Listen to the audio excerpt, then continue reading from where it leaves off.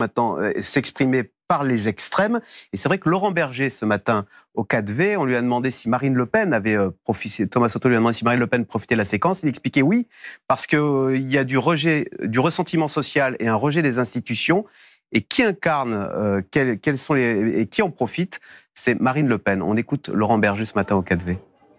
Moi, je pense que le Rassemblement national, il repose sur deux ressorts importants, qui sont la défiance dans les institutions et le ressentiment social. Malheureusement, cet épisode retraite, il a fait monter la défiance dans les institutions. On a vu quand même un débat parlementaire très édulcoré, même totalement mis à l'écart. Et puis, un ressentiment social. Le ressentiment social, il a monté très fortement durant. Et effectivement, je crains que si on ne se ressaisit pas, c'est ce que j'ai dit, on est dans une crise démocratique avec un risque Rassemblement national. Institutions et ressentiment social, ce sont les deux piliers du Rassemblement national. Il n'a pas cité l'immigration, c'est curieux. Et hier, d'ailleurs, Marine Le Pen a dit « J'en ai assez qu'on appelle mon parti le Front National, c'est le Rassemblement National », comme si l'immigration n'était plus... Pour l'instant, l'immigration n'est pas dans le palmarès des préoccupations des Français, n'est pas revenue en première ligne. Donc on regarde, quand on voit un petit peu, ça évolue. Dans le temps, c'était sous François Hollande. Chômage. Je vous rappelle qu'il était obligé de partir parce qu'il n'avait pas... Inverser la courbe. Alors qu'en gros, on est en train de bénéficier aujourd'hui de ce qu'il a fait à l'époque. Bon. Les lois El Khomri. Voilà. Bravo, c'est exact. Non, mais il faut lui rendre... Enfin, je veux dire, il est parti quasiment sous les huées. Et aujourd'hui, un petit peu comme Merkel a profité des réformes Schröder, vous diriez que Macron bénéficie... Alors il n'était pas étranger, mais des réformes travail. Le mouvement qui a été initié par François Hollande et pour lequel il s'est fait traîner un peu dans la boue par certains, est probablement quelque chose qui donne ses fruits. Bref, c'est un...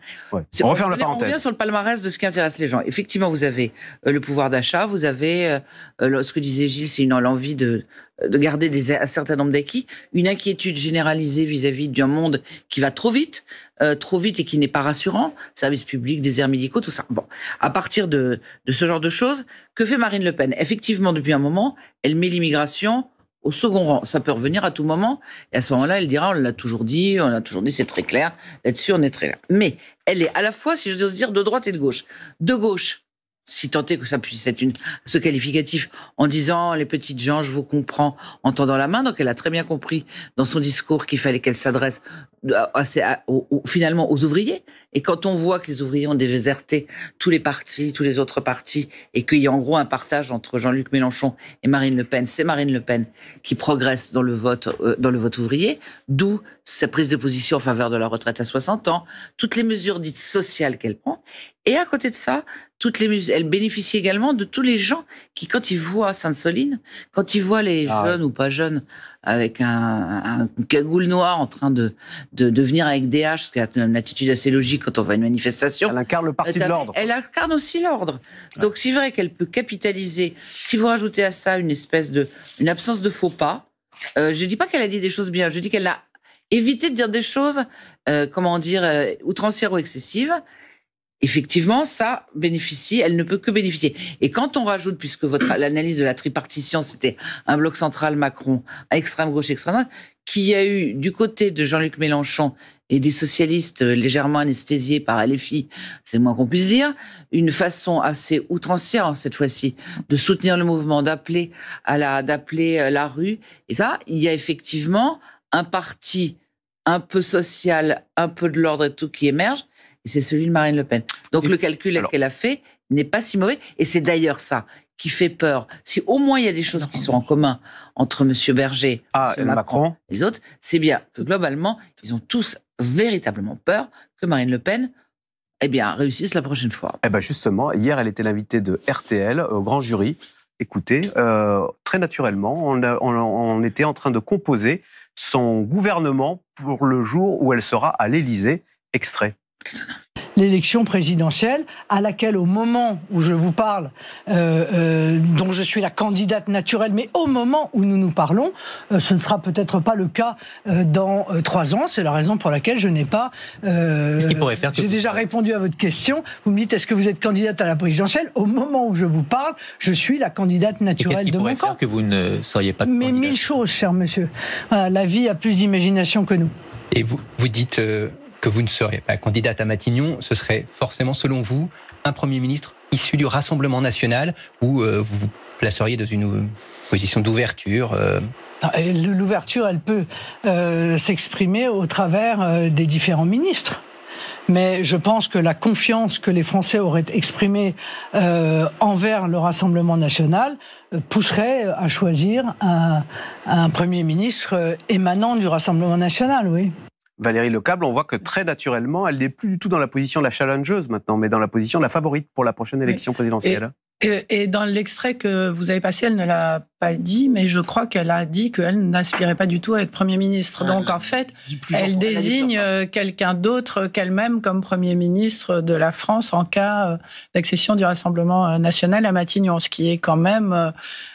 un peu étonnant, parce que c'est une façon de dire c'est Rassemblement, mais pas forcément moi, parce que moi je me garde pour la présidentielle, je suis pas de ce niveau-là en gros, pour la faire courte.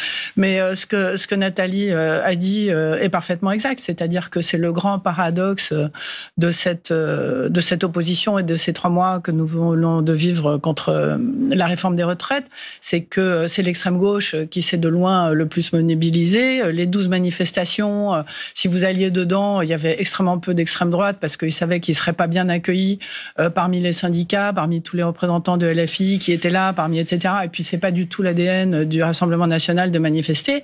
Et le grand paradoxe, c'est que ces 12 mobilisations qui n'ont pas réussi à bloquer la France, parce que maintenant qu'on est en télétravail, on bloque plus la France, mais qui néanmoins ont exprimé une grande aspiration populaire et une grande opposition populaire, bénéficie à qui? À ceux qui n'ont pas été là, c'est-à-dire au Rassemblement national, pour exactement les raisons qui ont été dites. C'est que la colère et peut-être le fait d'aller trop loin, d'être trop, de faire brûler des poubelles, ces images qui finalement font un peu peur et qui se disent mais on va où? C'est le grand saut dans l'inconnu, plus la façon de parler à l'Assemblée nationale des députés de LFI, etc. Tout ça fait qu'en termes de vote, parce que c'est ça au bout de l'histoire qui compte, celle qui récupère la mise, c'est Marine Le Pen, parce qu'elle s'est montrée plus responsable, plus modérée, plus à l'écoute, plus sociale, avec cette histoire de retraite à 60 ans, que les deux extrêmes partagent, mais qui lui a attribué depuis sa campagne présidentielle. Et c'est le grand paradoxe, et je suis absolument convaincue que Laurent Berger, ce matin à RTL, a voulu entériner ça et dire maintenant, ça suffit.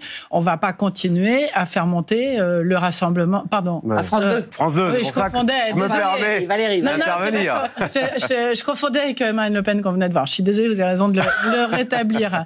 Mais au bout de l'histoire, il va se dire, fichu pour fichu, on va pas continuer à faire monter le Rassemblement national. Je pense que c'est effectivement ce qu'il a en tête et la raison pour laquelle il a envie maintenant, avec Emmanuel Macron, de voir s'il y a la possibilité encore dans ce pays de construire, à commencer par le travail, une situation qui permette de récupérer un petit peu les couches populaires et d'empêcher cette espèce d'inéluctable montée de Marine Le Pen qui inquiète tout le monde. Gilles Bornstein, oui. Je rajoute un mot sur Marine Le Pen, sur toutes les raisons qui ont été données. Je pense qu'il y a aussi une responsabilité de la part du gouvernement, à force de taper sur Jean-Luc Mélenchon, et uniquement sur Jean-Luc Mélenchon, à dire qu'ils ne sont pas républicains. Quand vous dites la NUP et LFI n'est pas républicain et que ne vous dites rien sur l'autre, inconsciemment ou par conclusion, un certain nombre de Français peuvent en déduire que Marine Le Pen, elle, sur qui on ne tape pas, est républicaine. Quand vous dites que les uns se livrent à du terrorisme intellectuel sans citer les autres, eh bien, d'une certaine manière, vous les exonérez. Donc, je pense que le gouvernement ferait bien de se rendre compte qu'aujourd'hui, il y a un risque d'accession de Marine Le Pen au pouvoir. À mon sens, le risque d'accession de Jean-Luc Mélenchon au pouvoir est assez faible. Donc, de se rendre compte que celui parmi les populismes contre lesquels, dont la mission d'Emmanuel Macron est de lutter, sur les deux populismes qu'il veut combattre, il y en a un qui a un véritable danger d'accession au pouvoir.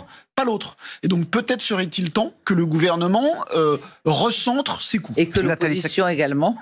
C'est pas pour faire un débat, mais il est frappant également de voir à quel point l'opposition gauche, NUPS et tout, est mettre sur Marine Le Pen. Mais bien sûr. C'est-à-dire qu'il y a une espèce de conjonction. Bien sûr. Et entre le gouvernement qui a eu plusieurs ennemis successifs. Au début, c'était effectivement le Rassemblement national, et puis maintenant c'est devenu l'extrême gauche. Comme ils disent, et la NUPS qui fonctionne à fond en tapant sur Emmanuel Macron. Oui, Nathalie, mais d'une certaine manière que que l'opposition tape sur la majorité, concentre ses coups sur la majorité. Oui, mais dans un système à 3, bien sûr, il serait probablement pas mal de rééquilibrer. D'accord, mais pour le gouvernement aussi. En attendant, je suis d'accord. En attendant, ce soir, Emmanuel Macron s'exprime. Philippe Ballard, bonjour. Bonjour. Un mot pour commencer sur la santé de Jean-Marie Le Pen. On sait qu'il a été hospitalisé ce week-end. Comment se porte-t-il ? Écoutez, je vais reprendre les mots de Marine Le Pen hier, qui a dit « Les nouvelles sont rassurantes, tant mieux ». Voilà, Jean-Marie Le Pen a 94 ans, il va sur 95 ans, donc voilà, nouvelle rassurante.